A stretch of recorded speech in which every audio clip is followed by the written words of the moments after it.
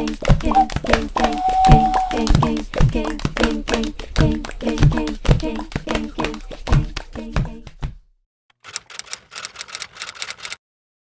o que eu vim conversar com vocês hoje, né, como a gente já disse, eu tenho bastante experiência, né, em pesquisa sobre, enfim, sobre as direitas, né, sobre o bolsonarismo, mas, né, enfim, junto com a Esther, a gente faz pesquisa sobre vários assuntos, e um dos assuntos que a gente pesquisou recentemente foi justamente o comportamento político, a cultura política da juventude na América Latina, né? Então, o que a gente fez? Com o apoio da Fundação Luminate, a gente conseguiu fazer um estudo qualitativo, né? O que isso quer dizer? Quer dizer que a gente entrevistou em profundidade mais de 150 jovens em 4 países. Foi Argentina, Brasil, Colômbia e México, né? Foram esses países. E é muito raro, na verdade, a gente ter um estudo qualitativo com essa amplitude, né? Quer dizer, com tantos países, né? Com tantas pessoas. Então, realmente ficou um estudo muito rico. E o estudo foi feito no ano passado e a gente publicou, né, a Fundação publicou uma versão em inglês, em português e em espanhol, né? Está no site da Fundação, para quem quiser ver, está disponível lá. E, bom, basicamente, assim, a gente achou muito interessante a pesquisa, tanto porque, bom, em primeiro lugar, tinha muitas coisas em comum entre os jovens latino-americanos, né? Mas também teve outras coisas que a gente não esperava encontrar e a gente encontrou e também achou muito interessante. Então, bom, só para vocês saberem um pouquinho da metodologia, né? A gente entrevistava em grupos de 3 pessoas, eram sempre, né, homogêneos, assim, em termos de, vamos dizer assim, ideologia, né, gênero e, enfim, acho que, e obviamente região, né? Então, a gente pegou de todas as regiões do Brasil, pegou de todas as regiões da Argentina, né, etc., da Colômbia e do México. E aí, bom, na verdade, assim, uma coisa que chamou muito a nossa atenção, a primeira delas, foi que todos os jovens, todos eles, afirmavam que eles se informavam principalmente, né, isso já era esperado pela internet, né, então por redes sociais, por sites, né, por, enfim, plataformas mesmo de veículos tradicionais, mas sempre pela internet, né, e diziam que não assistiam mais televisão, a não ser que fosse para ver alguma coisa via streaming, né, então essas plataformas de streaming, tipo Netflix, né, esse tipo de plataforma. Mas uma coisa que chamou a atenção da gente foi que todos eles tinham ainda uma confiança bastante razoável nos veículos tradicionais de imprensa. Então, quer dizer, ainda que eles não acessem esses veículos na forma impressa ou mesmo pela televisão, né, quando eles vão procurar alguma coisa na internet, que eles querem ter uma confiança maior, né, no conteúdo que eles estão acessando, eles vão justamente procurar os veículos tradicionais, né, que eles dizem que eles têm maior confiança. E eles também disseram que eles têm mais confiança, por exemplo, nas universidades, nas escolas, isso mesmo, né, mesmo jovens que se afirmavam de direita ou conservadores, enfim, era uma coisa razoavelmente geral, assim. Então, foi uma coisa que a gente achou interessante, porque o que eles tinham em comum, todos esses jovens, né? Eles tinham, e isso a gente já estava esperando, né, porque a gente já tinha visto na literatura, uma desconfiança muito grande do sistema político, né? Mas aí que tá, e esse que é o ponto. O que acontece? A maior parte das pesquisas quantitativas que são feitas sobre jovens, ou seja, dos surveys, né, que são feitos, sempre enfocam essa desconfiança por um viés negativo. E as pesquisas qualitativas costumam enfatizar um viés mais matizado, na verdade, e que foi justamente o que a gente pôde observar nessa pesquisa. Então, quer dizer, ao mesmo tempo em que os jovens, sim, eles desconfiam do sistema político, porque eles acham que, né, enfim, os partidos, o Congresso, né, etc., tudo que é relacionado à política tradicional e institucional, é corrupto, é ineficaz, porque não tem, eles não conseguem ver, né, a política agindo na realidade cotidiana deles, então eles acham que meio que não serve para nada, né, ou serve para muito pouco, é corrupto. E outra coisa também que eles falavam muito, que eles não se viam na política tradicional, né? Então, eles falavam, olha, não só não tem muitas pessoas jovens, como também o que a gente defende não é defendido, né, pela maior parte dos políticos. Então, também é uma coisa que acaba afastando. Outra coisa que acaba afastando esses jovens da política tradicional é o desconhecimento em relação ao funcionamento da política. Então, é claro que a gente sabe, por exemplo, a população brasileira, né, a maioria das pessoas também não tem conhecimentos políticos básicos, né? Por exemplo, o que faz um vereador, o que faz uma deputada estadual, né? O que faz, enfim, como as leis são feitas, né? As pessoas, de fato, não sabem, confundem muito, né? Os níveis, o que é relacionado ao nível municipal, o que é dever do nível estadual, do federal, né? Então, as pessoas não sabem, confundem, isso é normal. Agora, o que é mais específico dos jovens? Para além desse desconhecimento, eles também, vamos dizer assim, eles têm um receio, um medo de se posicionar, porque eles sentem que eles conhecem menos ainda do que as pessoas adultas. Então, por exemplo, principalmente pensando nos jovens, e a gente entrevistou jovens de 16 a 24 anos, né? Então, muitos ainda iam, né, votar pela primeira vez, por exemplo, e eles tinham um certo receio, né, de pensar assim, é uma responsabilidade muito grande votar, por exemplo, para a presidência, né, ou votar no representante do Congresso, e eles sentiam que eles não tinham as ferramentas necessárias para entender não só, né, essa arquitetura da política, mas também a própria, assim, de fato o que está acontecendo assim na vida política, assim. Então e aí a gente vai para uma coisa que é mais particular da realidade brasileira, mas que também está presente nos outros países, que é também, e é outra coisa que afasta da política, que é a percepção da política como uma guerra, né? Então os jovens falam assim para a gente, olha, a gente percebe, né, quer dizer, as pessoas, o ambiente está conflagrado, né? As pessoas, enfim, que têm posicionamentos diferentes, não se conversam, né? Às vezes tem raiva uma da outra,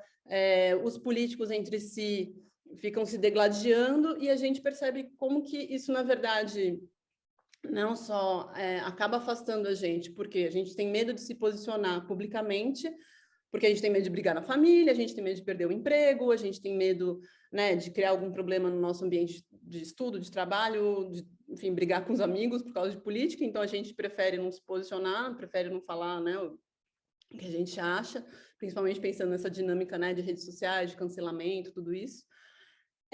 Mas, para além disso, tem uma percepção de que é um tipo de conflito que é pouco produtivo, né? Porque claro que a gente sabe que a política é perpassada por conflitos, mas a sensação que esses jovens têm é que é um conflito muito pouco produtivo, quer dizer, são ataques estéreis, né, que os políticos fazem entre si, meio que um jogo de cena, e que, enfim, aquilo afeta muito pouco a vida real, né? Então, é uma coisa também que acaba afastando esses jovens. E mesmo assim, por exemplo, pensando em, né, a vontade de se fazer parte de um partido, ou de um sindicato, ou de uma organização estudantil, né? Eles não têm, assim, o máximo que existe por exemplo, esse tipo de associação, né, que é muito presente no Brasil, por exemplo, que é a associação religiosa. Então, as pessoas eventualmente frequentam algum culto, ou então, no máximo, participam de uma campanha de doação que eles sabem que vai ter um efeito local e concreto. Então, e aí, também vindo para essa, né, o que é positivo para eles, né, na política. O que é positivo para eles na política, e aí em sentido amplo, né, não só especificamente relacionado à política tradicional, mas são ações localizadas e que têm efeitos concretos na prática. Então, tudo que for muito territorializado, por exemplo, na minha cidade, é no meu bairro, é uma pessoa que está, por exemplo, fazendo um pedido, uma campanha para doarem, sei lá, dinheiro para o filho dela que tem problema, fazer uma cirurgia, e aí mostra todos os passos, mostra tudo, mostra a foto da criança, mostra etc. Aí isso sensibiliza eventualmente esses jovens para doar, né? Um exemplo. Então, é isso, tudo tem que ter essa sensação de concretude e de proximidade e alguma coisa que vai ser resolvida de fato, né? Então, tudo que é, assim, às vezes muito abstrato, acaba afastando. Aí, bom, ainda em relação a essas pautas, né, que os jovens se sensibilizam mais, uma coisa que chamou muito a nossa atenção, que a gente não estava esperando, é que maioria dos jovens, incluindo jovens que se autoafirmavam de conservador, né, como conservadores ou de direita, ou que votaram, né, em políticos localizados à direita do espectro político, mesmo esses jovens, todos eles eram sensíveis a pautas relacionadas a direitos das mulheres, direitos de populações indígenas, direito de pessoas negras, meio ambiente, direitos dos animais e, claro, né, desigualdade social, né, também era uma coisa, óbvio, né, todos os latino-americanos era também uma coisa que todos eles se sensibilizavam, mas o que a gente achou interessante é isso, quer dizer, ainda que né, as pessoas entrevistadas não, por exemplo, dissessem, eu sou feminista, né, ou eu defendo o feminismo, mas existia uma sensibilidade, uma abertura, né, para falar sobre direitos das mulheres, né, para considerar isso importante, valorizar, né, essas pautas de, enfim, relacionadas a essas lutas contra a opressão, né, de grupos. Então, isso foi uma coisa que chamou bastante a nossa atenção, assim. Então, essa ideia de que a política precisa ter mais mulheres, precisa ter mais pessoas negras, precisa ter mais indígenas, precisa ter mais, enfim, pessoas que vêm das periferias das grandes cidades, né? Essa falta de diversidade da política era uma demanda muito presente. A outra coisa que também era vista como muito positiva era quando, e aí principalmente, né, por meio das redes sociais, quando, por exemplo, enfim, vereadores ou deputadas, ou enfim, alguém que estivesse na política, se comportasse de forma transparente. O que isso significa? As pessoas falavam para a gente assim, olha, a gente quer saber como que é o dia a dia, né, de um vereador, de uma deputada, por né, com que eles gastam o nosso dinheiro dos impostos? Por que tem, por exemplo, assessores parlamentares? Para que serve? Né? Como funciona um gabinete? Então, tinha muita curiosidade e essa vontade de que tudo fosse mais transparente. Então, que a prestação de contas, de todas as contas, fosse feita por meio das redes sociais e de forma muito acessível e muito objetiva e clara, né? Porque essa também era uma coisa que os jovens também reclamavam em relação à política tradicional e também em relação à forma com que se comunica a vida política. Eles falavam, olha, a gente tem muita dificuldade para entender porque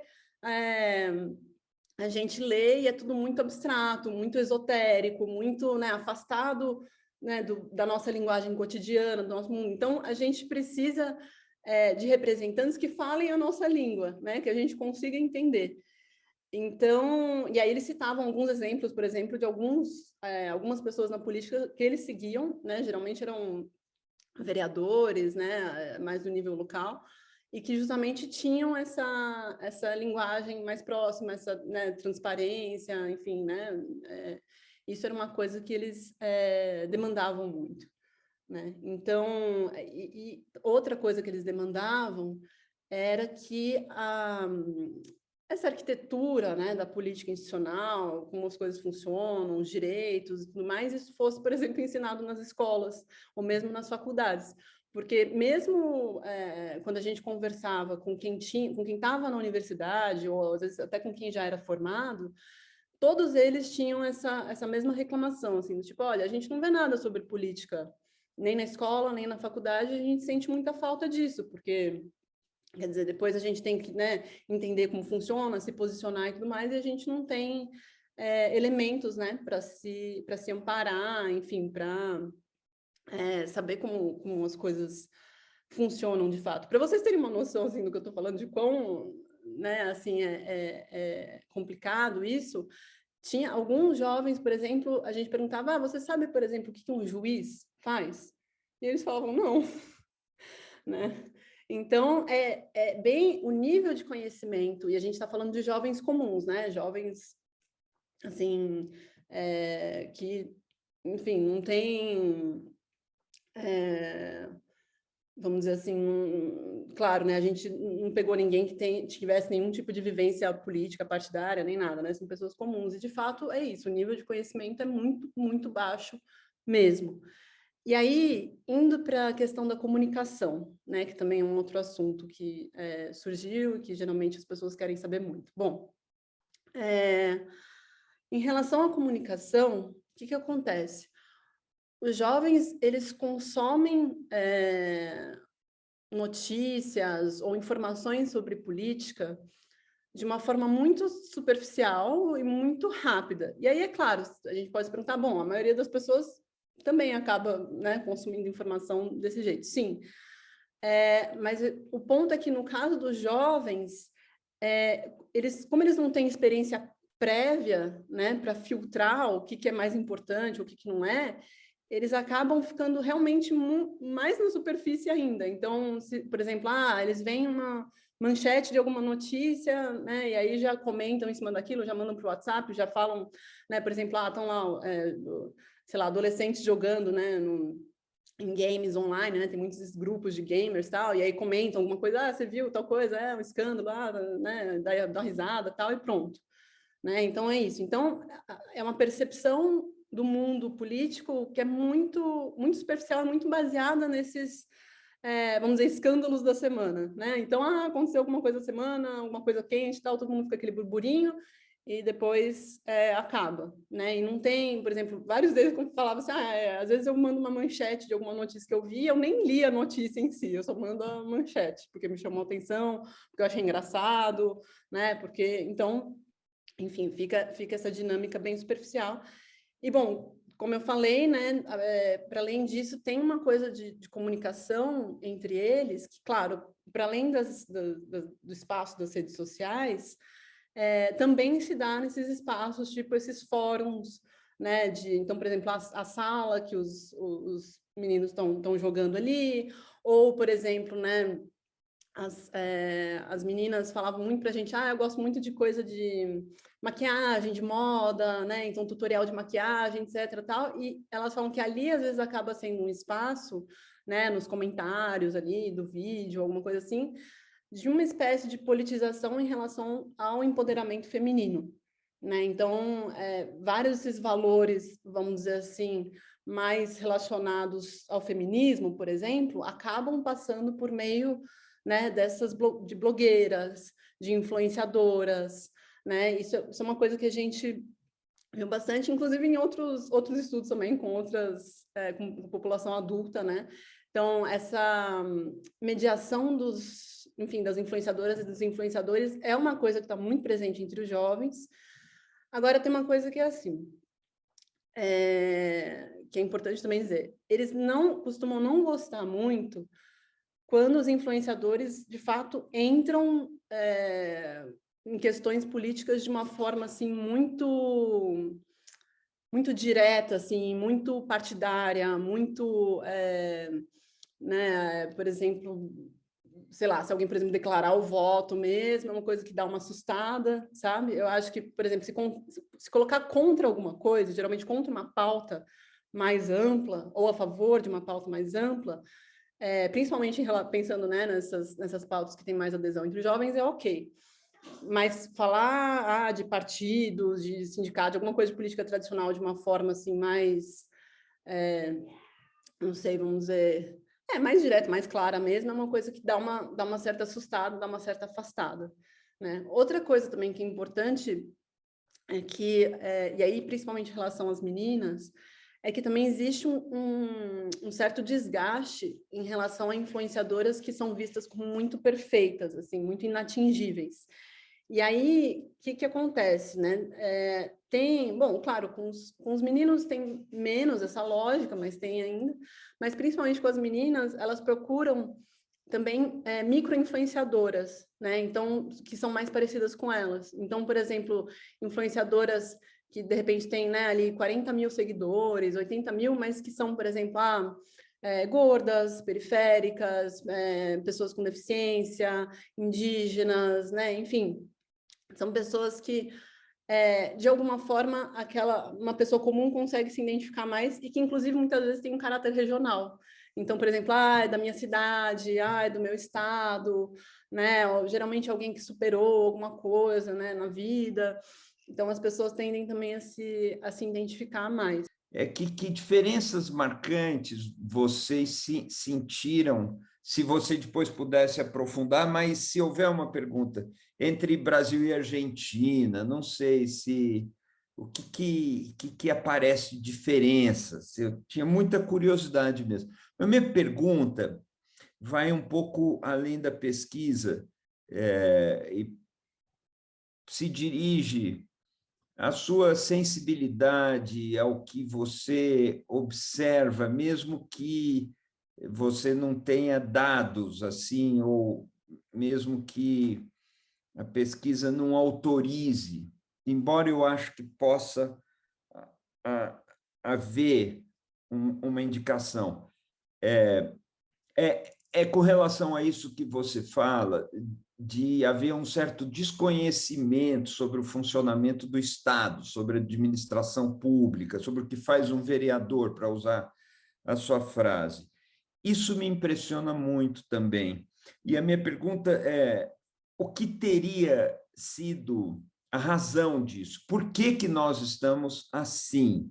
A resposta, eu imagino, automático, vai dizer que é a educação. Uma outra resposta talvez seja uma certa despolitização, porque a sociabilidade não tem sido muito marcada por atuações políticas, por ações políticas. Isso talvez gere resposta, gere um vazio.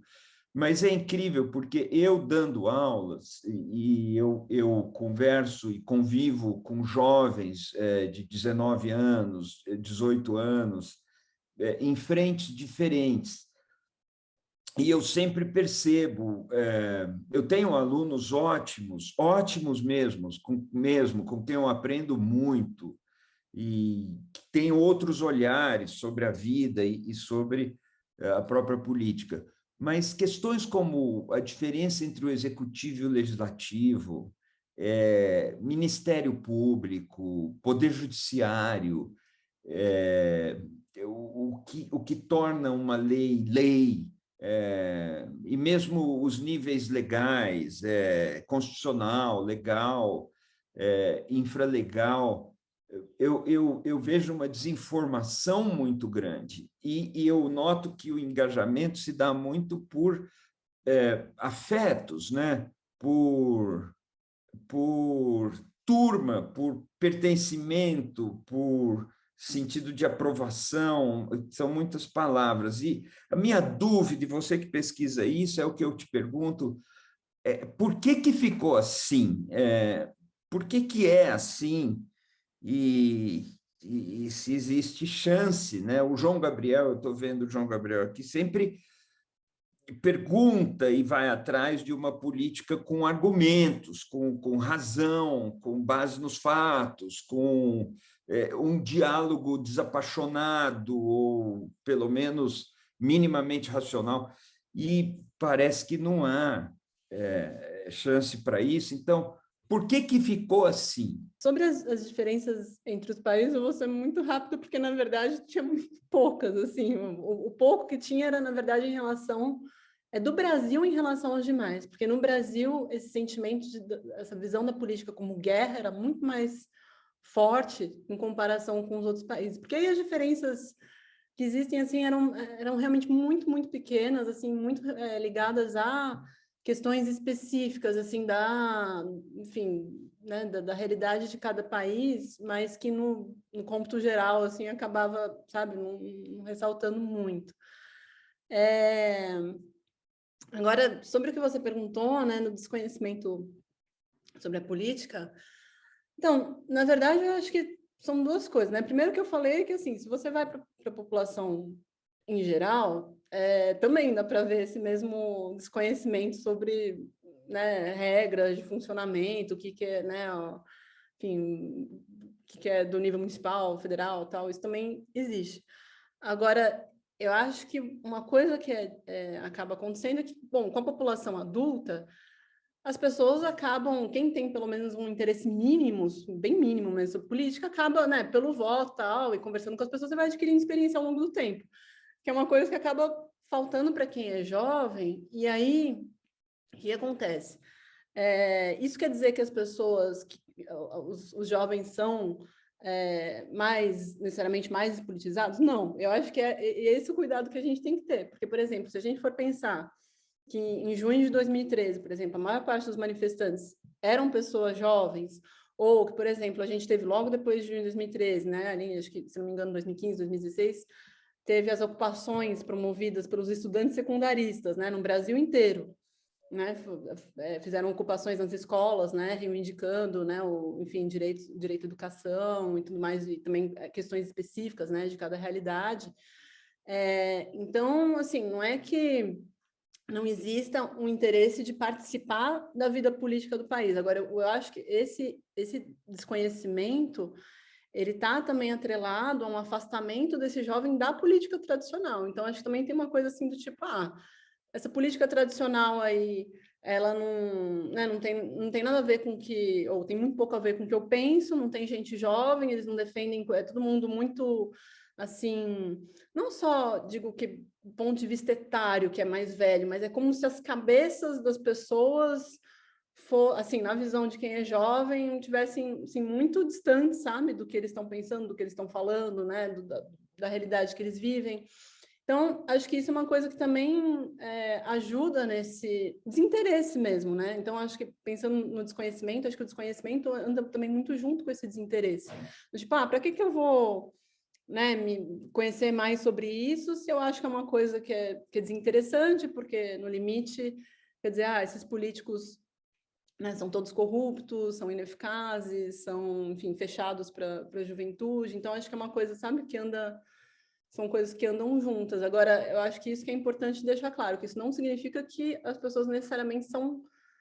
os jovens são necessariamente politizados, né? A gente tem que separar também o que é política institucional, tradicional, do que é política, vida política em sentido amplo. Sou fã de pesquisas qualitativas, sempre fui. Acho que traz uma riqueza formativa extraordinária.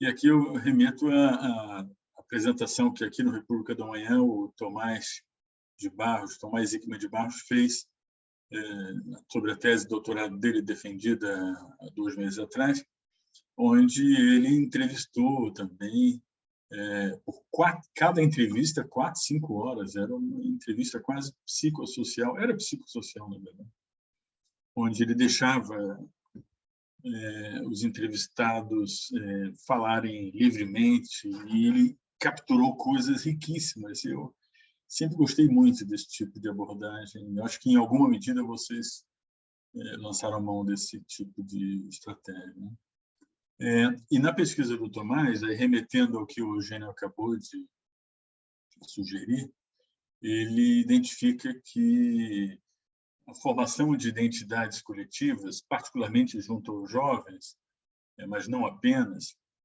ela se dá muito pelo desejo, pelo pertencimento, muito mais do que pelas demandas concretas, objetivas, né? A demanda vem a reboque do desejo. Isso eu achei de uma riqueza incrível no trabalho dele, e eu tenho a impressão que você também talvez tenha capturado um pouco essa mesma capacidade mobilizatória do desejo e do pertencimento, isso, na formação política do jovem. Eu queria confirmar isso com você. Mas tinha muitas perguntas para fazer para você, mas eu tenho uma delas que eu sei que o Renato Meirelles vai fazer já, sobre valores, né? Mas eu queria te falar sobre o seguinte: os jovens na Europa, eu tenho a impressão que talvez em algum país na América Latina, no Brasil, eu não sei dizer, você depois me diga, ele tem muito pouco interesse na política. Na França, em particular, que eu conheço mais de perto, nas últimas eleições, 42% dos jovens, 42%, mas os jovens ampliados, de 18 a 32 anos, não foram votar, não votam. Isso é uma coisa absolutamente chocante. E eu tenho um anedótico de uma experiência pessoal. No primeiro turno, eu estava lá na França, eu estava num café, 3 da tarde, era o dia da eleição. Eu já até comentei isso aqui, eu acho, em outra reunião do RDA. Uma garçonete muito simpática me serviu lá, e eu perguntei para ela, e daí, já votou? Ela falou, não, eu não voto. Ela devia ter uns 30 anos, mais ou menos, 29, 30 anos.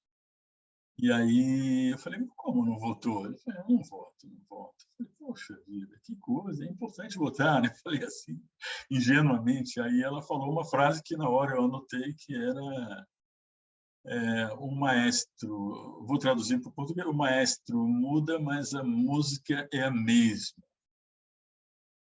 Aí eu tentei contra-argumentar na hora. Dizer, não é bem assim. Pô, tem gente boa na política, coisas interessantes. Ela falou a forma de interpretar pode ser um pouco diferente, mas a música é a mesma.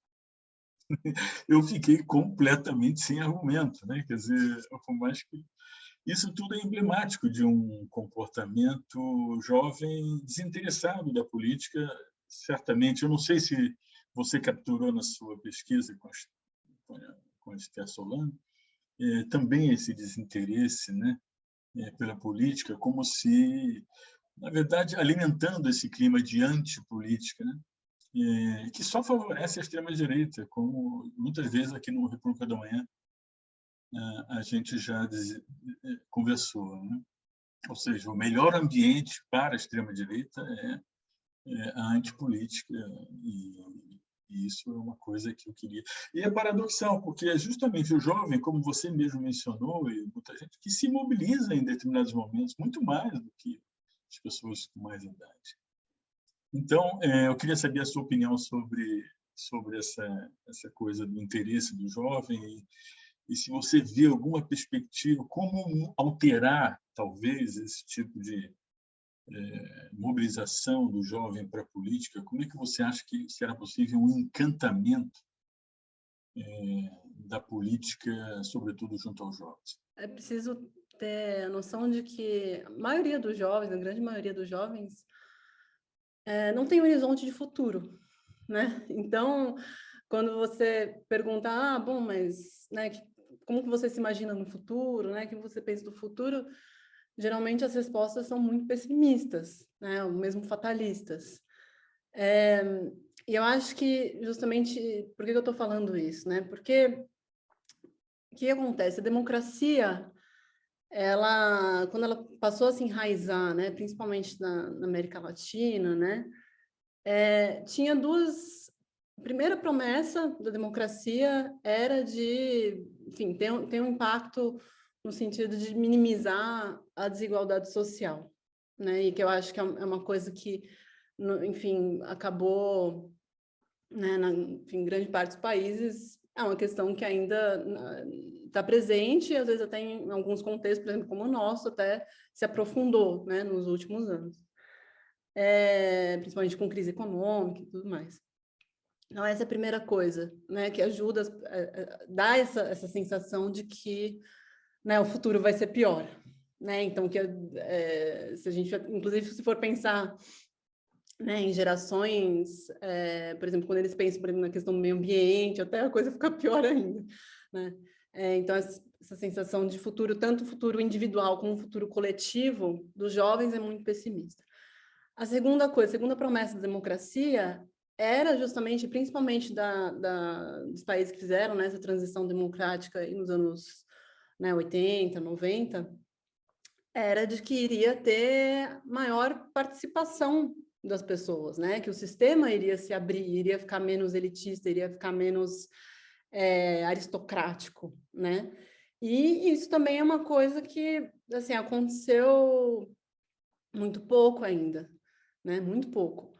Então, tem muito, como você disse, assim, quer dizer, as pessoas percebem isso, que tem muito pouca renovação de quadros, né? Quadros envelhecidos mesmo, até do ponto de vista etário, mas também desse ponto de vista de não ter né, enfim, as pessoas não mudarem, né, são as mesmas, ou, enfim, ou às vezes até quando mudam, é isso, né, a mesma orientação política. E uma coisa que é muito importante também de ser dita por exemplo, né, eu falei aqui, e aí puxando para o contexto brasileiro, mas também em outros países também dá para observar isso, no México eles falavam bastante disso, tinha também teve um paro, né, uma greve nacional lá, enfim. Mas puxando para o nosso contexto, por exemplo, as energias de junho de 2013, para onde foram? Elas foram absorvidas pelo sistema político? Não.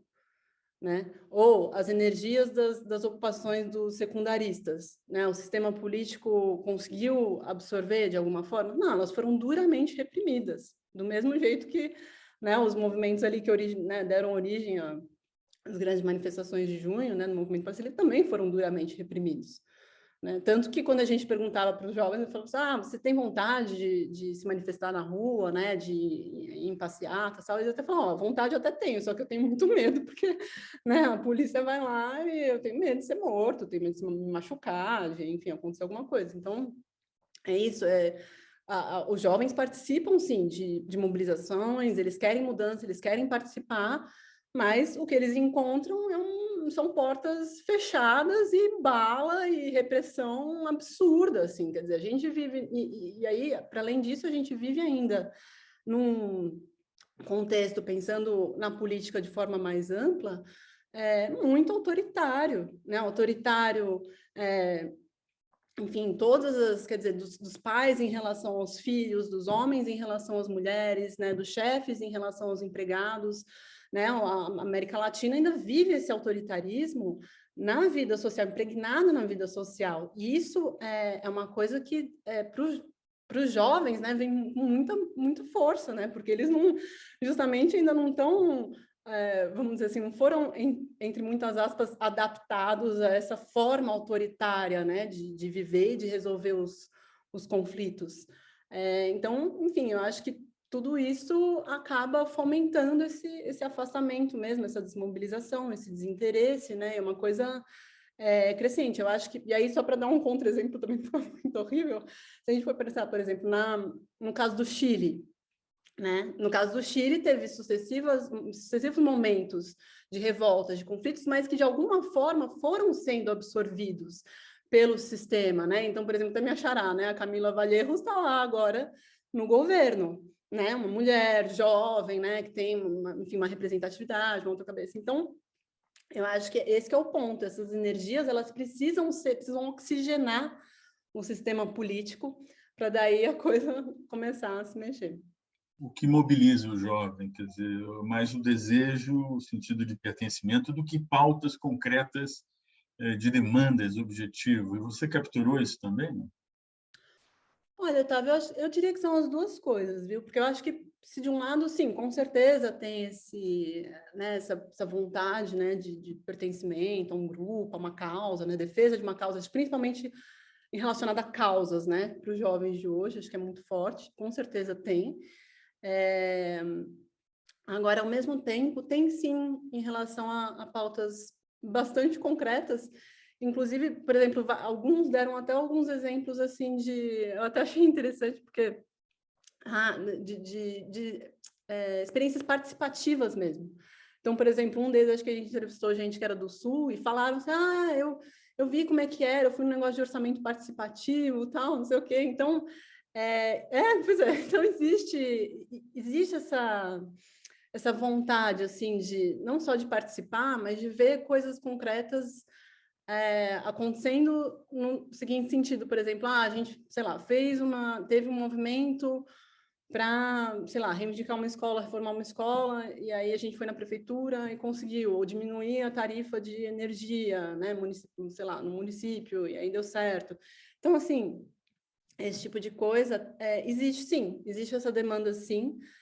Os jovens não estão cegos, né, para isso, mas o que acaba acontecendo é que é isso, quer dizer, coisas que estão relacionadas a essa defesa de causas e a pertencimento a grupos, num certo sentido, é muito mais fácil de você conseguir se expressar, porque, né, você vai lá, tem os grupos, tem as redes sociais, você se expressa, né, eventualmente, mas é muito mais difícil conseguir essas coisas concretas, né? Então, isso também acaba afastando, assim, às vezes as pessoas tentam, não conseguem, e aí já vem, isso aí não dá certo, né? Então, melhor eu nem tentar. Eu queria dividir um pouco de algumas coisas que a gente tem observado para saber se você observou da pesquisa ou não, ou ao contrário, e a gente pode continuar pensando junto depois, mas algumas hipóteses que a gente tem levantado, em especial com relação à participação dos jovens na política. A primeira questão é que existe uma ilusão de que existe uma hegemonia no pensamento jovem, né? Como se os jovens pensassem iguais. Tipo, os velhos podem pensar diferente e os jovens não podem pensar igual. É mais ou menos isso. Tem que pensar igual. Cara, não é isso. Essas diferenças que a gente observa na sociedade brasileira também existe entre os jovens. Entre um jovem que é mais religioso, entre um jovem que está no tráfico, entre um jovem que a mãe é religiosa, ele não quer saber disso, mas ele precisa pagar a conta de luz e sai para trabalhar para pagar a conta de luz, mesmo entre o jovem de 16 e 17 anos, que é diferente do jovem de 20, 23, 24 anos, que na periferia já é pai, que é uma outra questão que a gente esquece. Muitas vezes, a gente não, que muita gente esquece de que, cara, tem jovem que é pai, tem jovem que é mãe, que a maioria do neném são jovens mulheres que tiveram que parar de estudar porque tiveram filhos. E você não tem um serviço público que entre lá. Só para a gente também não ter uma visão anos rebeldes do que é essa juventude. Então, a primeira questão é dividir isso um pouquinho e ouvir as suas percepções sobre isso. A outra coisa é que eu acho uma falsa polêmica essa se o jovem é da política ou não é da política. E talvez seja uma falsa polêmica que vem de acreditar que política é sinônimo de eleição. Então, a gente acha que um cara é despolitizado porque ele não quer votar. Esse erro é um erro tão grande quanto a pesquisa lá sobre a periferia de São Paulo, uma das primeiras que é da Esther, que ficou super famosa, e que as pessoas achavam que os dados quantitativos eram nossos depois, porque a gente fez uma pesquisa quantitativa que chegava nas mesmas conclusões e usavam juntos tal, de achar que a vontade de empreender dos brasileiros de periferia era porque crescia um pensamento liberal, ou porque eles estavam tendo menos importância do Estado porque crescia um pensamento liberal. O que é liberal? É de comer para esse cara? O cara não está nem aí para isso. Ele deixou de acreditar no Estado porque o Estado não entrega. Então, é o mesmo paralelo, queria te ouvir, mas a impressão que eu tenho é que é o mesmo paralelo com a eleição. O que a eleição me entrega? Agora, você vai falar para um cara que vai para a rua pela Amazônia que esse cara não é politizado. É muito difícil você falar para um cara que se mobiliza contra uma cena de homofobia, de machismo, que esse cara não é politizado. Então, me incomoda muito uma relação de tratar a política como sinônimo de eleição. E talvez esse tipo de associação é o que distancia o cara para isso, né? E a pergunta em si, que eu já falei demais antes de tomar bronca, é que esses jovens, eu me lembro, bom, eu sou velho, né? Então, a gente já fez pesquisas algumas vezes. Daí eu lembro, no processo de reeleição do Lula e depois da eleição da Dilma, a quantidade de pessoas que não lembravam que era o Plano Real. Portanto, a penetração a influência que o controle da inflação tinha na intenção de voto mudava. Tem muita gente que esses jovens, bom, eles não eram eleitores na época do Lula, e muitos deles não viram seus pais passarem fome e depois melhorarem de vida por conta do crescimento econômico. Numa eleição, que é uma eleição de legado, que você tem um presidente concorrendo com o ex-presidente da República, se tem uma comparação que não se dá pela experiência, se dá pela narrativa, se dá pela história do passado.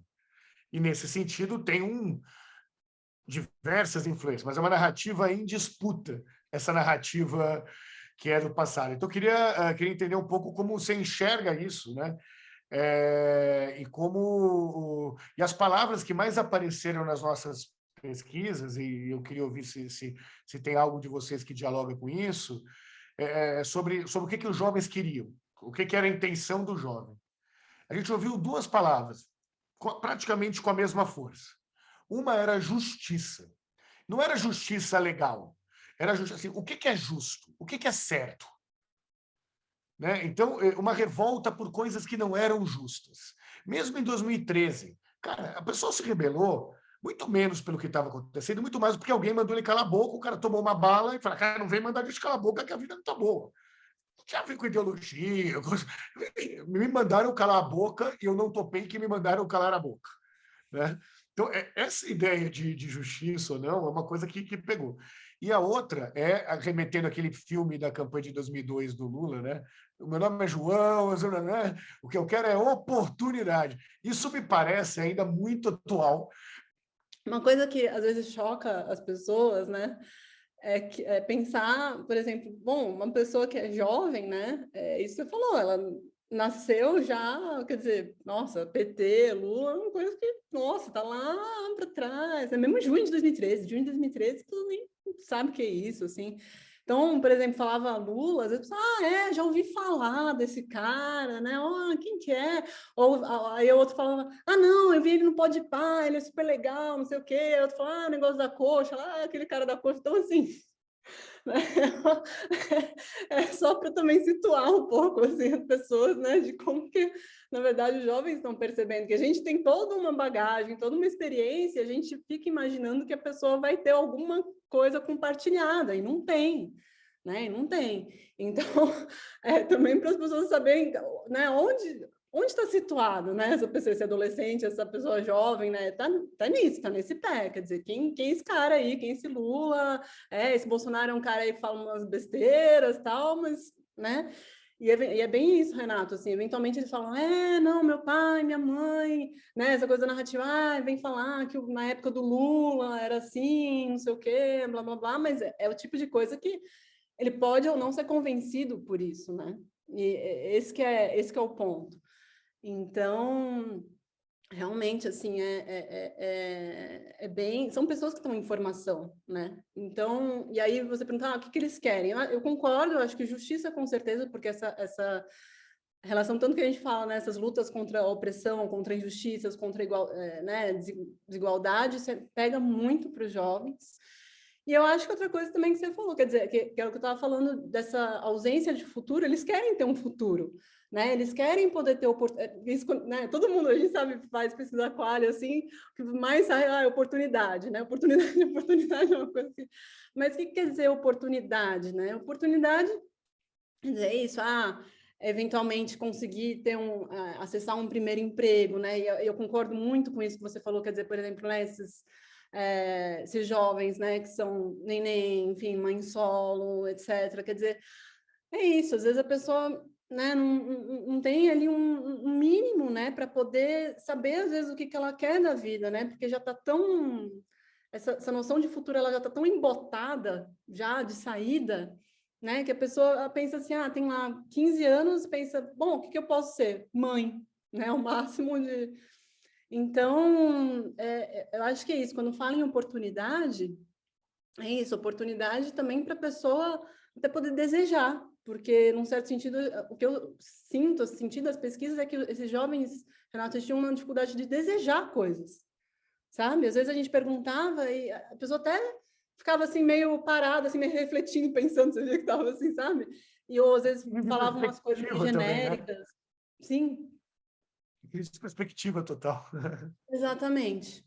Então, acho que é isso. Acho que é oportunidade para poder desejar, para poder voltar a ter perspectiva de vida.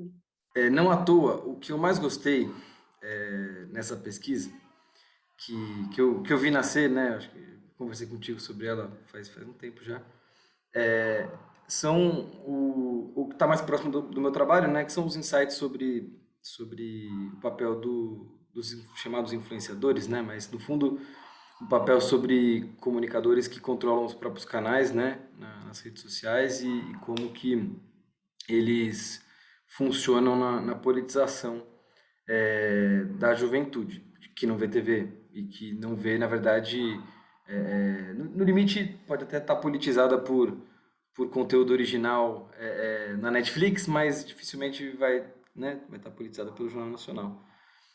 A não ser que alguém recorde para o Jornal Nacional e poste em seu próprio feed do Instagram, né?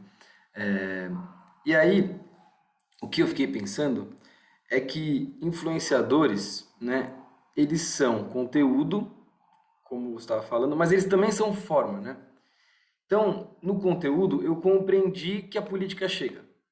Mas e na forma política mesmo, né? Então, em termos do que é novo nesse processo, eu sempre fico me fazendo essa pergunta para não ficar proclamando novidade onde não tem, né? Essas pessoas, elas têm alguma marca na politização que é da forma como elas fazem política, né? Pensando alto, individualismo, um ativismo autoral excessivo, né? Narcisismo. Qual o projeto coletivo possível nessa forma política, nesse jeito de fazer política, né? Da Juliette, por exemplo. Ou sei lá de quem, do coach de empreendedorismo que politiza o jovem conservador com ideais de livre mercado, sabe-se lá o quê.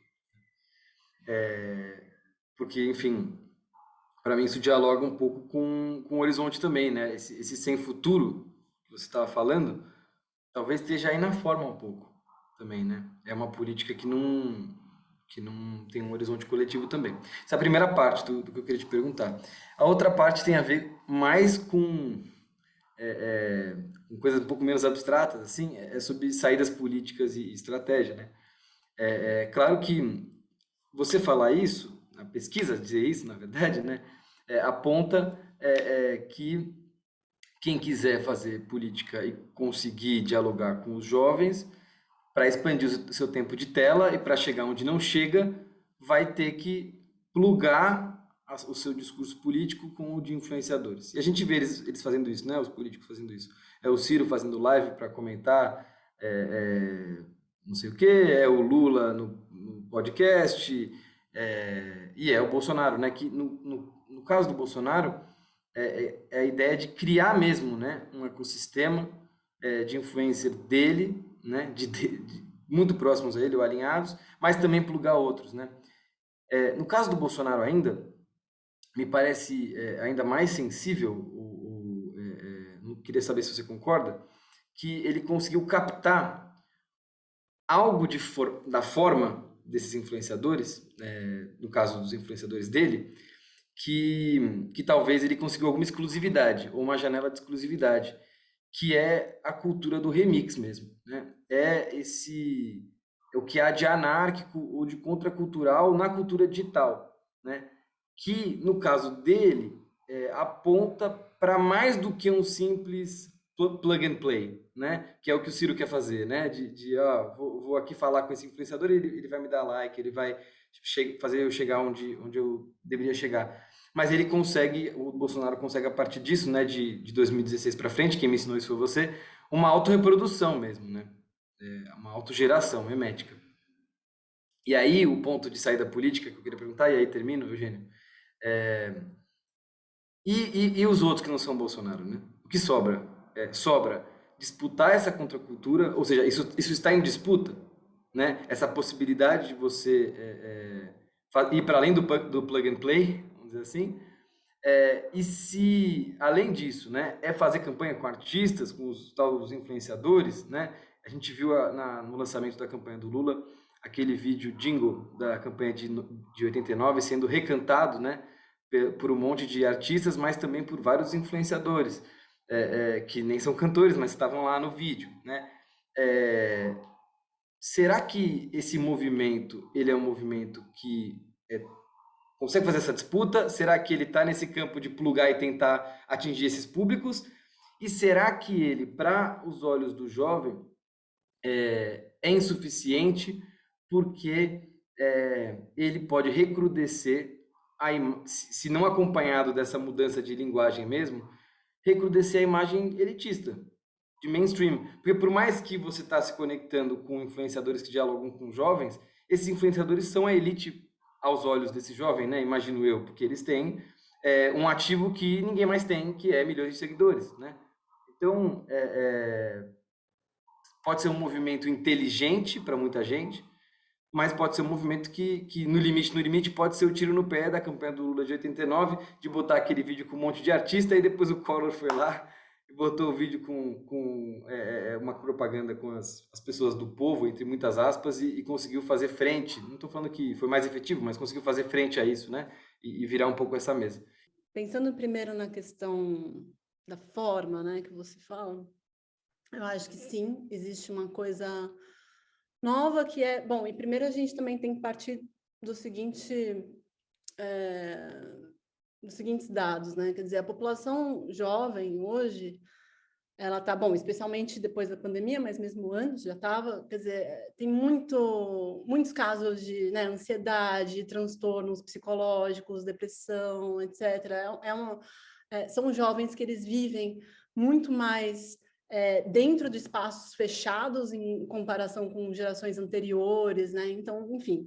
E aí vem toda essa questão, por exemplo, do individualismo, da questão da autoestima. Então, formas de engajamento que tem como base a interação, claro, a interação digital, mas é uma interação que parece que você está conversando diretamente com aquela pessoa. Então, por exemplo, não sei se vocês conhecem, por exemplo, dinâmica de Instagram, mas, por exemplo, no Instagram tem a possibilidade do TikTok também, de você colocar, né, uma pessoa ali coloca uma caixinha de pergunta, né? Aí alguém faz uma pergunta e você responde, né? E aí você está falando justamente com a pessoa que perguntou. Então, você está falando fulaninho, não sei o quê, tarará. Ou quando você tagueia ali uma pessoa, né? Marca uma pessoa respondendo, né, ao seu comentário. Então, isso eu acho que é uma forma que surgiu de se comunicar e que tem muito a ver com redes sociais específicas, né? Então, essa possibilidade de você fazer esses stories, né? De você responder essas perguntas, de você taguear a pessoa, né? Marcar ali a pessoa, tudo é muito uma coisa assim, a pessoa sente que... É óbvio que a gente sabe que né, são as equipes que estão respondendo, são as equipes que estão fazendo isso, né? Não é a própria pessoa, mas o público sente que nossa, tá falando comigo. E geralmente tem muito essa dinâmica assim das pessoas quererem, dos jovens, né, dos adolescentes, falarem, eu vejo muito isso assim, quererem falar sobre essas questões relacionadas à autoestima, relacionadas a escolhas, às vezes, né, coisas que acontecem cotidianas. Então, sei lá, o meu namorado que me traiu, não sei o quê, blá, blá, blá. Então, sabe, aí isso vai eventualmente puxando, aí a gente pensa, bom, mas como é que isso chega na política, né?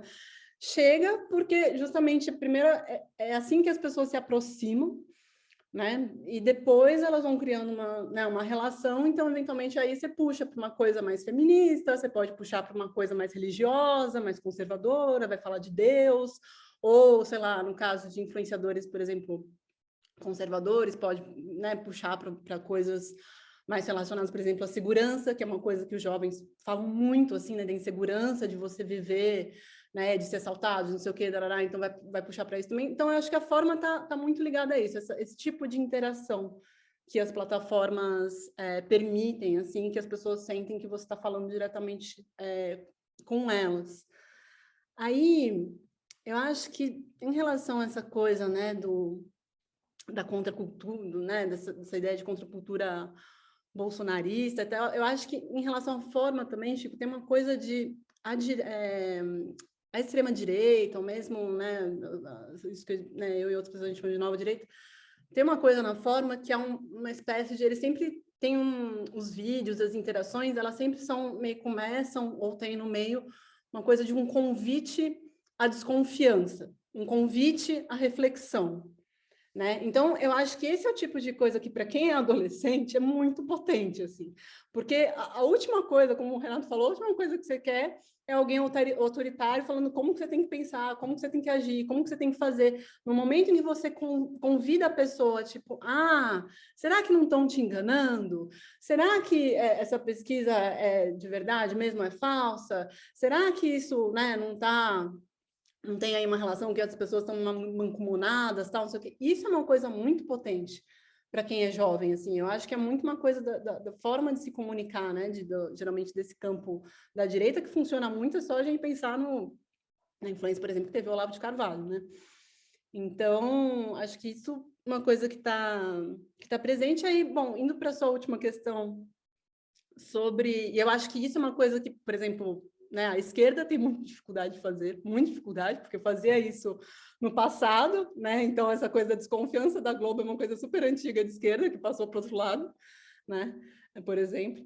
Então, acho que a esquerda tem muita dificuldade de reassumir essa vibe antissistema, né? Essa coisa de, né, contracultura, e que está ligada à questão que você fez. Então, assim, isso de aparecer, né, fazer campanha junto com artista, com influenciador, tal. Em que medida que eu acho que influencia? Influencia na medida, assim, das pessoas, tipo, saberem, por exemplo, quem é o Lula. Então tá bom, Pablo Vittar tá lá com Lula, aparece no Lollapalooza, né, o pessoal, não sei o quê, aquilo gera um interesse, gera uma curiosidade, gera uma coisa...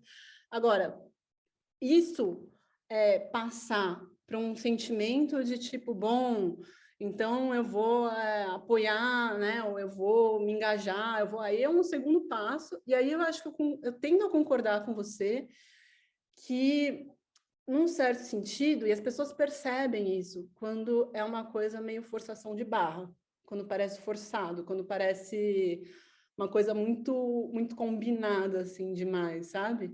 E aí eu acho que pode, sim, dar esse rebote, acho que do mesmo jeito que tem, né, o Flávio Pierucci falava, por exemplo, do efeito fariseu, né, em relação a quem é evangélico, eu acho que é uma coisa meio parecida, assim, sabe? Dá um efeito de tipo, isso aí tá meio artificial demais, assim. Então, sim, acho que isso pode acontecer, sim, inclusive pensando em oposição ao bolsonarismo. E aí, só para fechar, por exemplo, quando as pessoas pensam em bolsonarismo, pensam assim, não, bolsonaristas são os caras que conseguem reunir milhares de pessoas na rua, e a esquerda, né? Então, dá essa impressão de que é muito mais espontâneo, sabe? Porque tá um monte de gente reunida lá na rua, se manifestando, tal, e a esquerda não consegue fazer isso, não...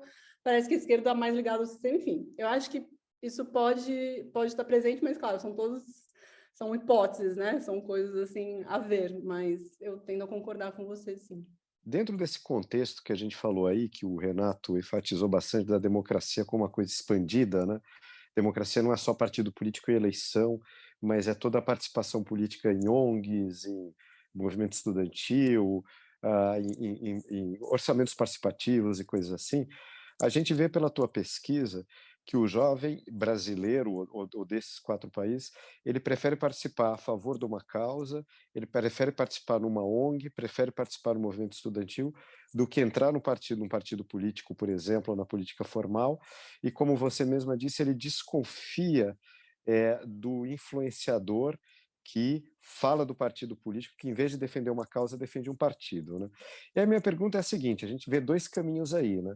Um caminho são os jovens cada vez mais participarem da política através de ONGs, movimento estudantil, etc., que é participar da política, de qualquer maneira, mesmo que eles não votem, eles estão participando fortemente da política, já que política é muito mais amplo que eleição, ou desses jovens, de uma certa maneira, irem para partidos e para a política formal, como você mesmo enfatizou, aconteceu no Chile, que o atual presidente é do movimento estudantil, né, o Gabriel Boric, e a Camila Baierro, que você citou, foi uma espécie de uma precursora desse movimento todo no Chile. Então, o que você... É claro que ninguém tem bola de cristal, né? Mas eu queria que você falasse se você vê esses 2 caminhos mesmo, e qual caminho você acha mais possível que aconteça depois. E a segunda pergunta, bem objetivamente, você tem um livro sobre direita, que você pesquisou Jovens Liberais, um livro muito legal, e esse livro, eu imagino que, na minha visão, quer dizer, de lá para cá, a direita mudou muito, e aquele jovem que no começo do teu livro você vê como um jovem idealista, de um idealismo comparável ao jovem de esquerda, né? Você começa o teu livro falando um pouco isso, né? Mas esse jovem, depois eu vou fazer uma matéria para Piauí sobre liberais desertando do governo Bolsonaro, esse jovem tinha muita dificuldade, na minha apuração da matéria, para a qual inclusive te entrevistei, tinha muita dificuldade em aderir a coisas como o bolsonarismo, que tem uma marca muito de autoritarismo, de conservadorismo, etc. O que eu queria saber você que pesquisou o jovem liberal para o teu doutorado, como é que você vê ou tem visto na tua pesquisa, no teu trabalho subsequente, esse jovem conservador, que é muito diferente, me parece, daquele jovem liberal, e que, de uma certa maneira, não tem problema em aderir a um governo que defende, ou aderir ou apoiar um governo que tem uma ideologia autoritária, que me parece quase um paradoxo quando eu olho para aquele jovem que está descrito no teu outro trabalho. Bom, vou começar respondendo a segunda pergunta primeiro. Eu acho que, assim, esses jovens conservadores geralmente são quem? Assim, são, obviamente, grande maioria meninos, né? São homens. E que, enfim, das duas, uma, assim, ou que estão mais... acabam se ligando ao conservadorismo, mais uma espécie também de reação... principalmente ao avanço dessa agenda de gênero, né? Então, seja o feminismo, seja os direitos da população LGBTQIA+, acho que isso é uma coisa bem presente, sim, bem pronunciada, ou que também acabam se ligando ao bolsonarismo, seja por vias religiosas, seja por meio da identificação com uma pauta mais ligada a essa questão de segurança pública, mas aí por esse viés, né, mais, a gente pode dizer assim, mais policialesco mesmo, né, essa coisa de tipo, e que no limite tem ligação com a coisa de gênero, porque é isso, né, tipo, é o homem corajoso que vai lá defender, né, as pessoas, defender a população, defender os seus, tal, isso é uma coisa que faz sentido para esses jovens conservadores, assim, só pensar, por exemplo, nesses influenciadores que são, inclusive, às vezes, né, policiais, ou que são uma coisa que é bem presente. Aí, da primeira pergunta, eu não sei se eu entendi bem, você falou de que tem dois caminhos, né? Você falou do Chile, estava pensando mais... Os dois caminhos que eu pensei no Chile, o jovem vai para a política formal. O jovem milita no movimento estudantil, vai parar no partido, se elege deputado ou presidente da República. Os jovens brasileiros, muitos que eu vejo, né, por exemplo, da área ambiental, que uma coisa que eu tive lá em Glasgow, né, e tinha muitos jovens lá que militavam em ONGs, e eles não tinham a mínima vontade de militar num partido político, e eles se sentiam politicamente muito ativos, porque eles estão fazendo política. Sim.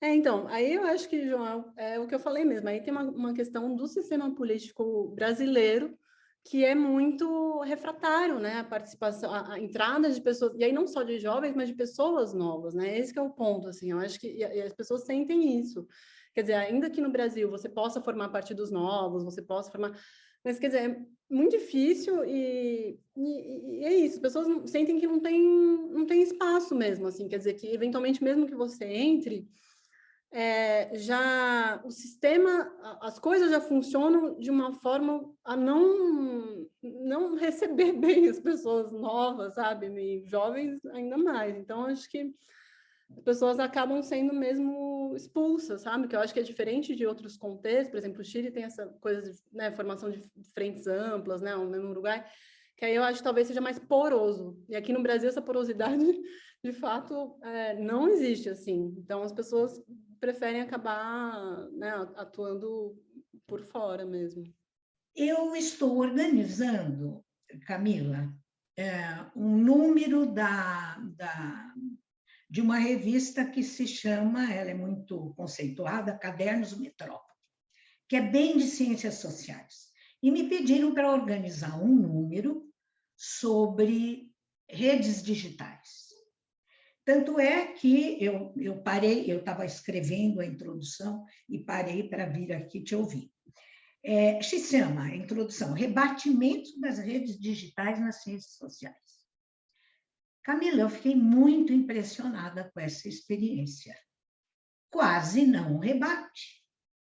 Foi uma dificuldade enorme para que a gente tivesse uma resposta ao call, não é, de artigos de cientistas sociais preocupados com as redes digitais.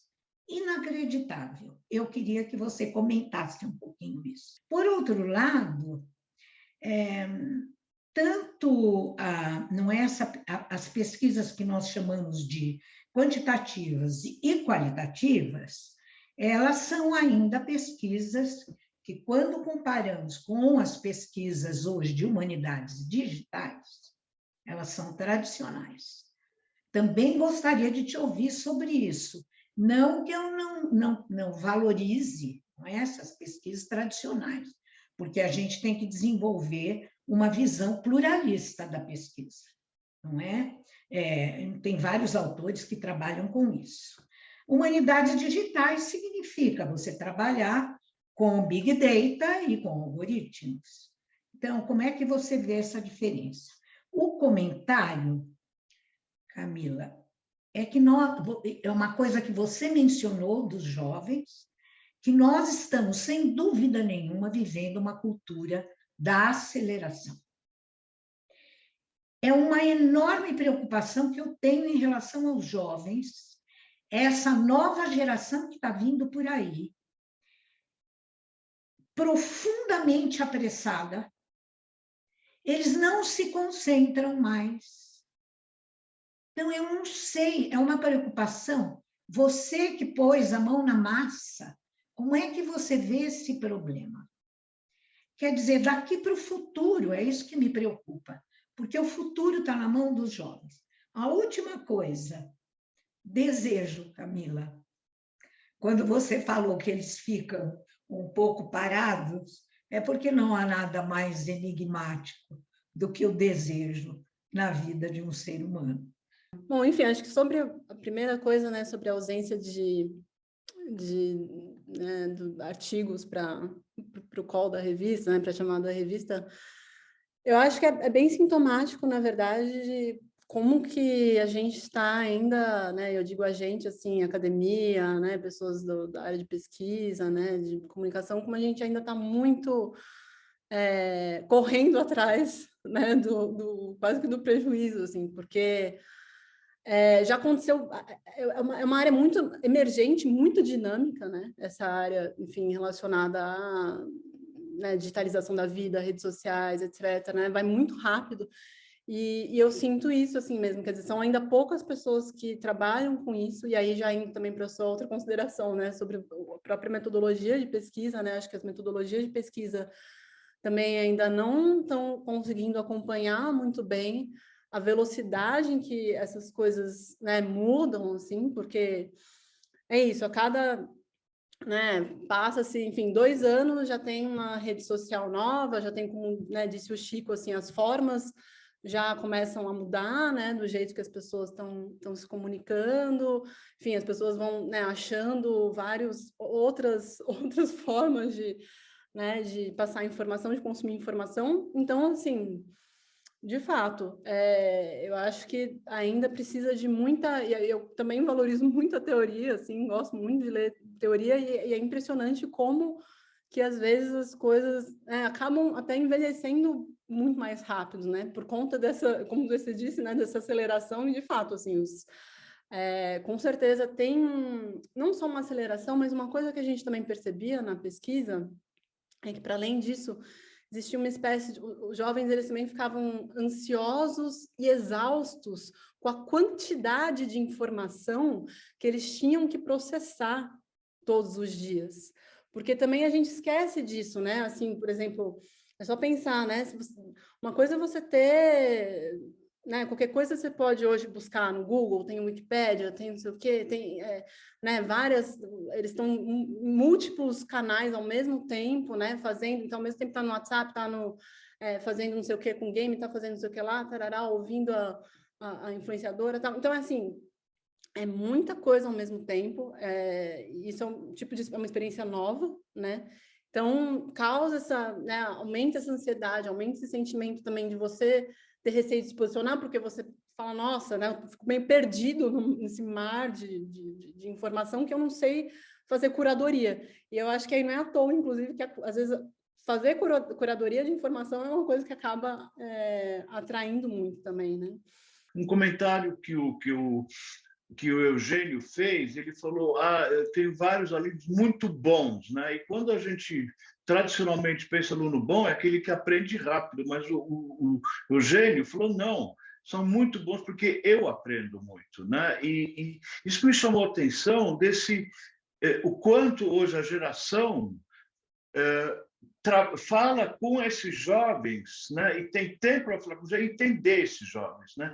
Eu tive a oportunidade agora, na semana passada, de estar com um jovem deputado, fundador do Partido Piratas em Luxemburgo, e me contou muito que hoje Luxemburgo, de 60 deputados, tem já 5 deputados piratas, na Alemanha já tem 15, e no Parlamento Europeu tem algo como 16 ou 18 piratas, né? E, obviamente, perguntei o que é a filosofia desse Partido Pirata, e muito me chamou a atenção por sua fala, Camila, que muito dessas demandas são isso que os piratas hoje estão falando, são jovens, né, que estão falando, é transparência, o poder de decisão, de educação para o povo e menos para alguém que não sabe o que muito no comprometimento social, muito no meio ambiente e muita tecnologia. Né? Então, eu queria entender um pouquinho, porque eu acho que isso do outro lado, esses jovens líderes também, acho que ele começou lá em Luxemburgo como também líder estudantil, mas ele se engajou muito nisso, e é um jovem, eu fiquei impressionado com esse espírito, né, dele de querer fazer uma coisa nova, e estão fazendo na Europa. Fiquei pensando um pouco o quanto que a gente não tem, você até mencionou isso em repercussão à fala do Renato, o quanto que nos falta às juventudes enxergar canais de concretização dessas escolhas deles no âmbito político. Então, a gente tem, por exemplo, junho de 2013, naquele momento eu era um jovem de ensino médio e eu engatei nas manifestações de junho de 2013 porque eu via o passe livre como uma possibilidade real de concretização em que a minha voz poderia, de fato, virar uma política pública. Então, eu enxerguei ali um caminho, por isso que eu entrei. Mas, claro, isso era minha vivência individual. Qual que é a escolha que se fomenta hoje para o jovem, por exemplo, na escola, né? A gente não tem muito esse exercício do desejo político, né? Do desejo como proposta concreta, na forma como o Otávio colocou. A gente até teve uma experiência muito interessante aqui no governo do Estado, entre 2017 e 2018, em que se teve o orçamento participativo para os grêmios. E hoje eu vejo que os jovens vereadores aqui no estado de São Paulo são muito os gremistas daquela época em que puderam exercitar essa possibilidade de escolher, né? Essa possibilidade de priorizar.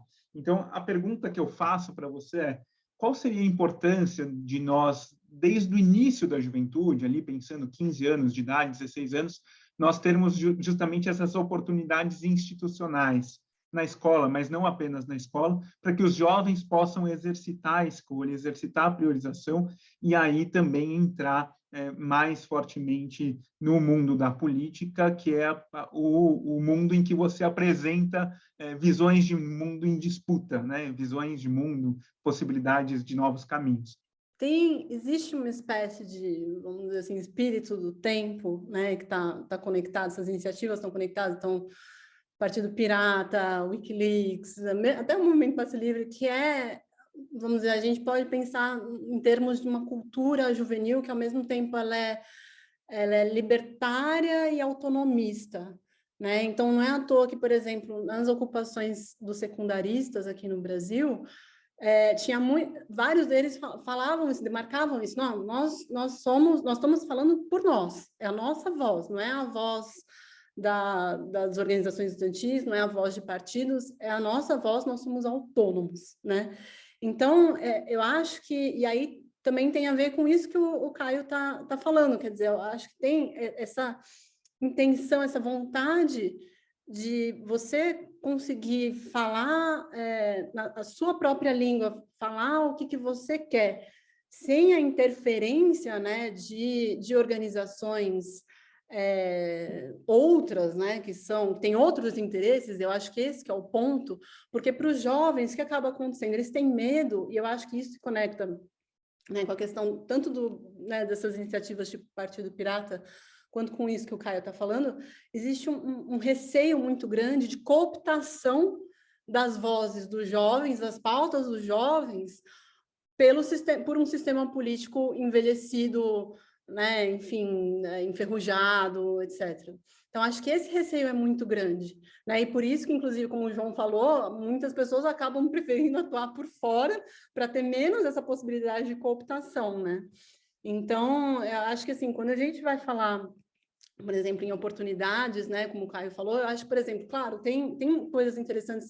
Aqui no Brasil tem parlamento jovem, né, que eu acho que é uma coisa muito interessante, uma experiência muito interessante, o próprio orçamento participativo, né, também concordo com o Caio, acho que é uma coisa muito legal, mas eu acho que, e até as próprias redes, assim, vários deles citavam, né, quando a gente conversava, citavam casos de políticos, né, de políticos que usavam as redes sociais como uma forma de aproximação, essa questão da transparência também. Então, acho que todas as iniciativas que tiverem essa, vamos dizer, essa forma mais ligada à transparência, ligada à proximidade, e que essa aproximação ela é feita de uma forma, falar, olha, tipo, você não vai ser, a gente não vai cooptar, a gente não vai, né, retirar a sua energia aqui. Eu acho que isso deixa as pessoas com menos receio. Fora que, assim, para além disso, por exemplo, por que no Brasil as pessoas não podem simplesmente se candidatar sem necessariamente passar por um partido político, né? A gente sabe que em outros partidos tem isso. Então, acho que também inovação nas formas, né, de você poder se expressar politicamente do ponto de vista institucional também poderiam ser muito sadias, né, aqui no Brasil. Primeira pergunta é sobre o perfil socioeconômico dos entrevistados, dos jovens. Porque a minha pergunta é assim, você sente segurança nas suas pesquisas de generalizar o comportamento dos jovens? Porque, assim, pela minha intuição, eu acho que me parece tão diferente o jovem da periferia, o jovem com poder aquisitivo, o jovem com educação básica, o jovem universitário. Né? Eu tenho um certo desconforto quando a gente generaliza uma categoria que eu não acho que é uma categoria única. Né? Ainda mais para a gente entender e conseguir lidar com esse segmento. Né? Então, essa é a primeira observação. Assim, o que é esse jovem? Se existe esse jovem em geral? É quase como se a gente estivesse falando da população brasileira.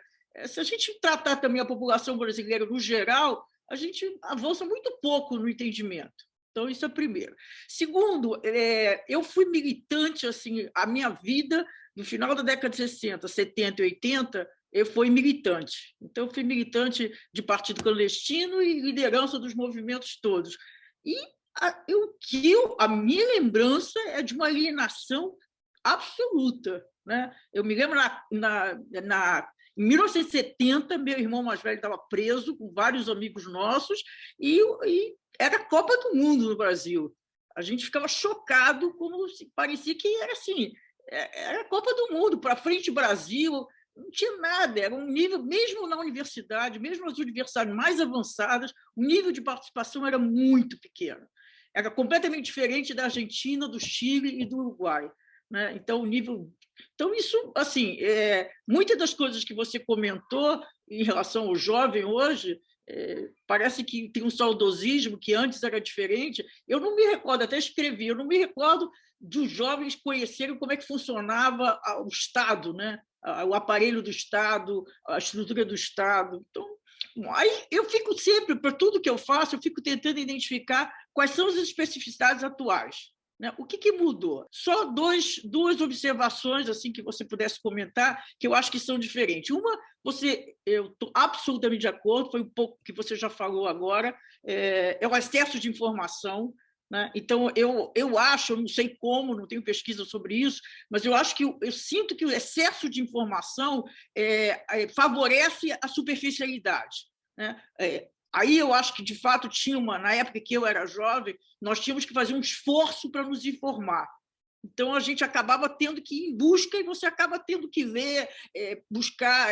Não tinha fácil a informação. Hoje eu sinto isso e vejo isso com meus alunos.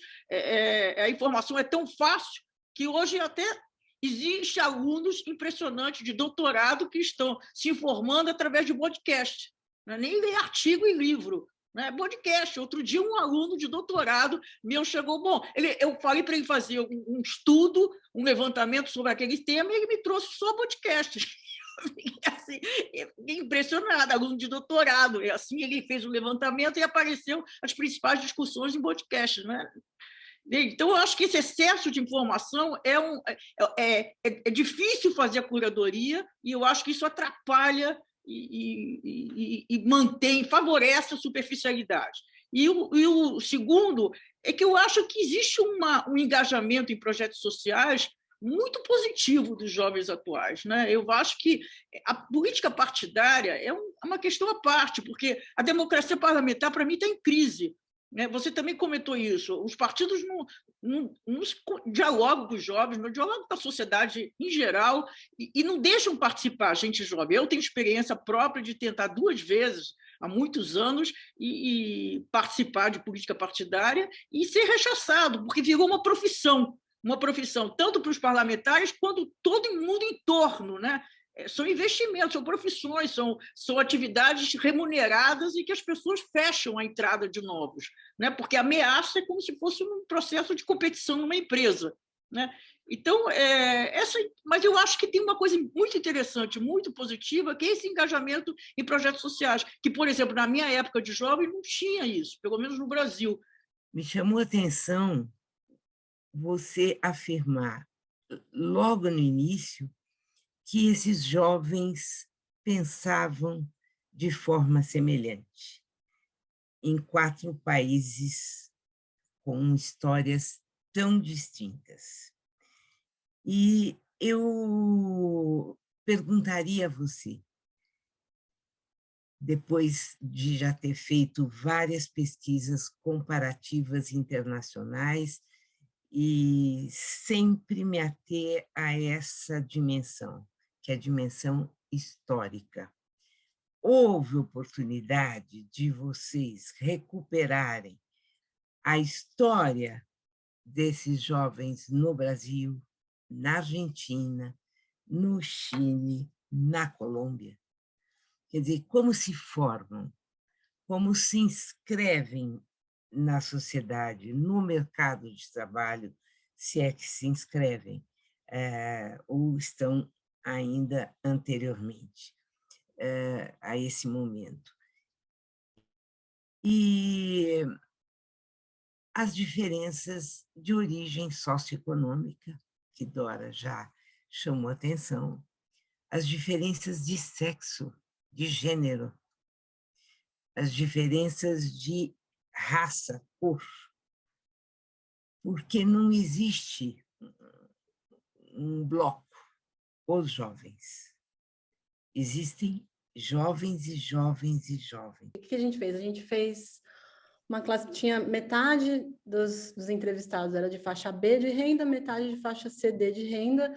Aí, obviamente, pessoas, né, a gente chama de faixa E, né, nas pesquisas a gente não tem muita dificuldade, né, de pegar, porque a gente fez a pesquisa, a gente não foi na casa das pessoas, a gente fez, como estava durante a pandemia ainda, né, a gente fez tudo via digital. Então, obviamente, aí também é um obstáculo a gente chegar a pessoas em situação muito precária, né, muitíssimo pobres, assim. Então, essa dá pessoas... 3%, Camila.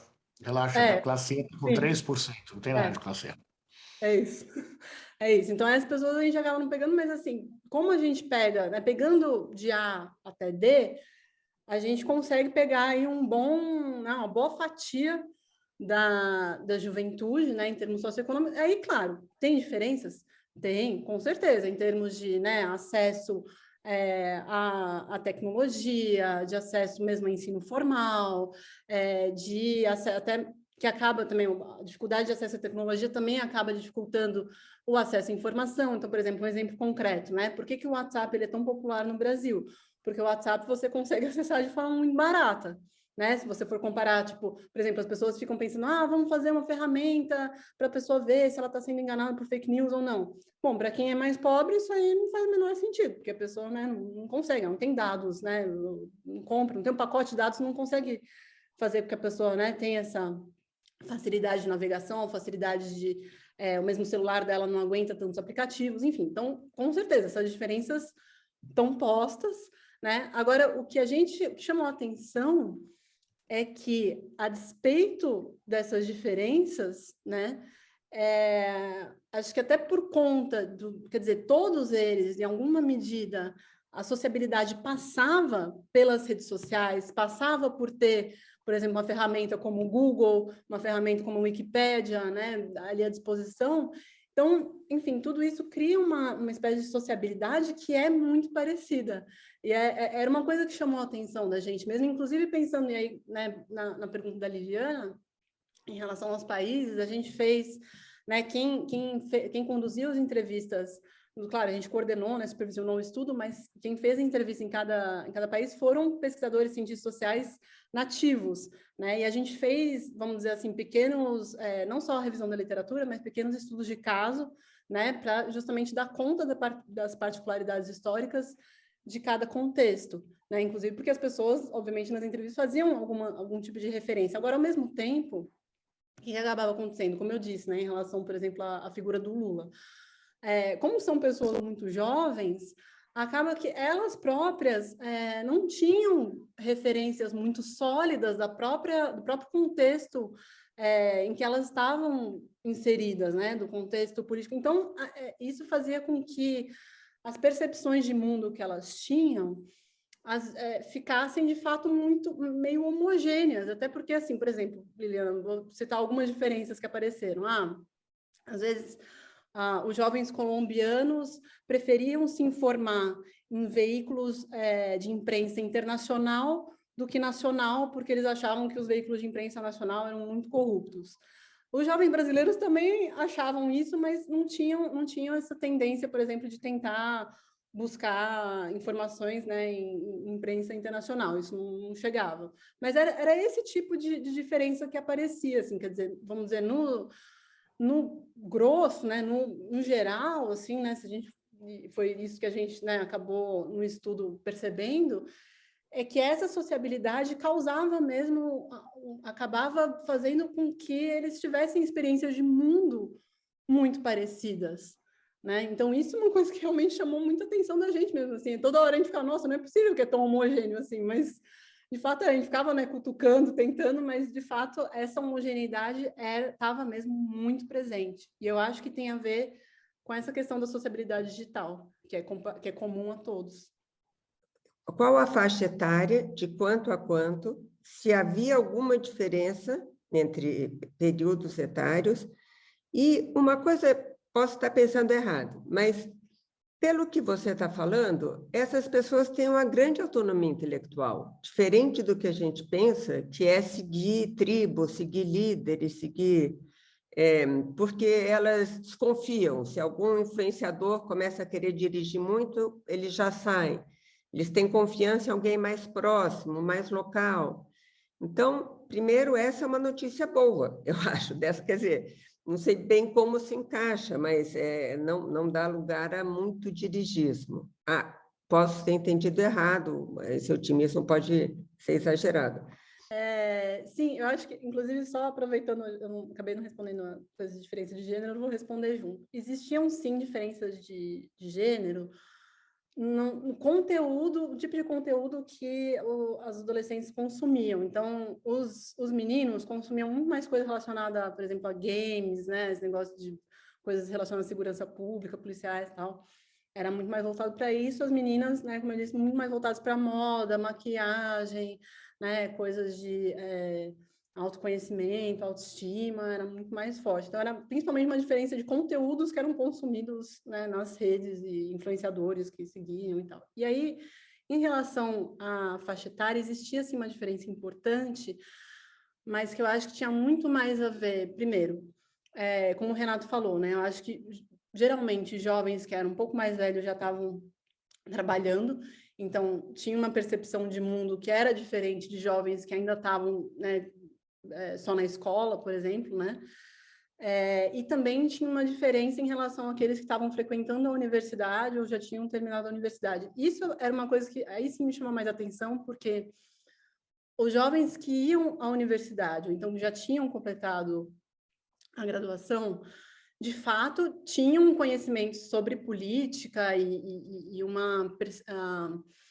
enfim, faziam análises mais refinadas mesmo, né? Em comparação com os que, enfim, não estavam na universidade, né, que não tinham passado por essa experiência. Então, a experiência universitária, de fato, faz muita diferença para melhor na formação dos jovens, isso sem dúvida nenhuma, assim, mesmo que fosse universidade privada, pública geralmente costumava ser melhor do que privada, mas ainda assim, mesmo que fosse privada, a gente sentia essa diferença. E sobre a questão da autonomia, eu acho com certeza, né, que aí é justamente o que eu acho que, quer dizer, mesmo se a gente for olhar para as gerações anteriores, eu acho que esse desejo de autonomia, de se insurgir contra autoritarismo, tal, em alguma medida sempre esteve presente, mas eu acho que nessa geração atual, isso acaba, num certo sentido, conseguindo ter uma vazão, porque como eles têm acesso, né, à comunicação na internet, que eles conseguem, de fato, né, a voz deles sai, né, tem uma forma de né, escoar. Então, eu acho que isso acaba fortalecendo essa coisa. Não, eu consigo me expressar agora, né? Que antes era muito mais difícil, né? Você conseguir se expressar, né? Só, né? Com a mídia mainstream e tal, né? Mandar ali uma carta para um jornal, tentar, né? Aparecer na televisão era super difícil, imagina. Mas agora não. Agora todo mundo, num certo sentido, consegue aparecer muito mais, ter né, um minutinho de fama ali. Então, acho que com certeza essa questão da autonomia está muito mais presente. Você falou sobre os temas que eles são sensíveis, né? E um deles é o meio ambiente, a ecologia. Provavelmente a pesquisa não pegou isso, mas o que a sua sensibilidade diz? Porque eu acho que, sei lá, 100%, mas pelo menos 80% é contra o desmatamento da Amazônia. Mas eu não vejo isso influindo no voto, tanto que eu não vejo ser muito mencionado nem pelo Lula, nem pelo Bolsonaro, nem por ninguém que vá fazer política, né? Esse parece que não é um tema que ganha voto, apesar de todo mundo ser sensível a esse tema. Como que você explica isso, assim, se é explicável? Olha, o que a gente percebia, assim, que geralmente a defesa da pauta ambiental, mesmo de direitos dos animais, da onde as pessoas geralmente pegavam as informações de documentários da Netflix e dessas plataformas de streaming. Eles viam muitos documentários, assim, era uma coisa impressionante. Eles citavam muito, assim, sabe, informações que eles pegavam de documentários. Então, só que eu acho que esse que é o problema, acho que ainda tem uma dificuldade de transpor, porque essas pautas, geralmente, eles pensam que há ONGs, né, que defendem o meio ambiente, não partidos e não políticos. Então, eu acho que tem uma dificuldade de transposição, que é o que a gente estava conversando antes, que, né, o João estava chamando atenção, que é assim, no limite, eles não esperam muito mesmo de partidos e lideranças políticas que essas pessoas vão fazer alguma coisa pelo meio ambiente, porque não é o tipo de pauta que, primeiro, não dá um retorno imediato, porque é um tipo de coisa que é, né, médio, longo prazo, tal, né, falar em crescimento global, quando que a gente vai, entre aspas, solucionar isso? Vai demorar muito, né? Então, e é uma coisa, assim, também tem uma questão do intangível, assim, então é um tipo de coisa que dificilmente as pessoas conseguem relacionar a melhorias do meio ambiente com alguma coisa muito concreta que acontece na sua vida, assim, de melhora econômica, de melhora, né? E aí, geralmente, quando a gente e aí eu estou falando até de outras pesquisas, né, que eu faço, assim, quando a gente vai falar de meio ambiente, as pessoas sempre puxam para as pautas mais concretas possíveis, assim, então vamos falar do rio poluído, do ar poluído, da sujeira no chão, do não sei o que, sabe, coisas que são da reciclagem, se eu faço reciclagem de lixo em casa ou não, então elas puxam muito para o que está super próximo, e às vezes o ponto é esse, né, a Amazônia, ela está muito, às vezes, muito distante, às vezes até de gente que mora na região amazônica, mas que não está próximo né, das regiões que tem floresta, que tem isso aqui. Então, eu acho que aí, enfim, tem esses vários desafios aí, né, para serem abordados.